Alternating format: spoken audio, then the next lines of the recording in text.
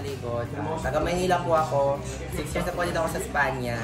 Galing po akong Pilipinas. Dito siya ng nanay ko pupunta dito. Isa pa ako working student. Nagtatrabaho ako sa restaurant. Dapat nag-aaral po ako ng accountancy dito po sa Espanya. Mahirap pala ba? Wala akong alam sa wala akong alam sa Spanish eh. Pero nagpusigi talaga ako. Nag-aaral talaga ako sa school, kahit wala akong alam.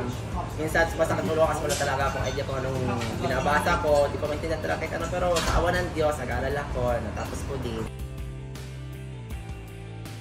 Grateful, masaya, malungkot minsan kasi syempre sa sobrang may isip naman na talaga mga paghihirap niya din noon. Tsaka, at least, andito na rin ako para gawin mga opportunities kung ano mang meron. At saka ano din, masaya din naman, contento rin naman kahit paano.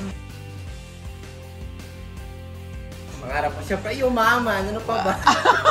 Kaya ako nag-umpisa mag-invest para ano eh. Ay, hindi, para ko pa syempre, simple lang naman. Hindi ako masyadong ambisyosong tao. Gusto ko naman yung pagising ko, wala akong problema masyado sa buhay ko. Gusto ko maging stable. Kasi di mo naman may iwasan mga problema sa buhay ko. Darating talaga sila. Inisip ko na rin siguro mag-umpisa na mag-invest kasi syempre habang bata pa. Sabi ko, inisip ko sa sarili ko, mag-ilang taon na ako, wala pa ako niya kung anong ari-ari sa sarili ko. Inisip ko na siguro ngayon, habang maaga pa.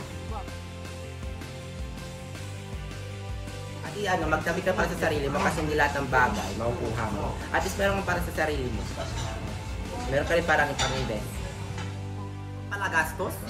Huwag kayo bilhin ng kung ano-ano yung mga iPhone na yan. Natuto na ako. Dami kong ginastos noon. Yan natuto na ako kasi nawawala din naman sila eh. Tsaka di sila nagtataga. Tsaka nadi-depreciate yung value. Kumuha kayo ng something that nag-appreciate yung value, tumataas ang value. Kaya sabi mo may sentimental value pa yan. Kaya sabi mo malit na bagay yan, basta malaki ang halaga niya, kunin mo. Tsaka grab the phone and kasi kung mawala yan, di ba na may babalik. Sa lahat po ng OFW, millennials, Gen Z like me, OFW, working student, Victory to all, bagong bayani, mag-ipon na rin kayo. Punta-punta din pag may time. Yes na!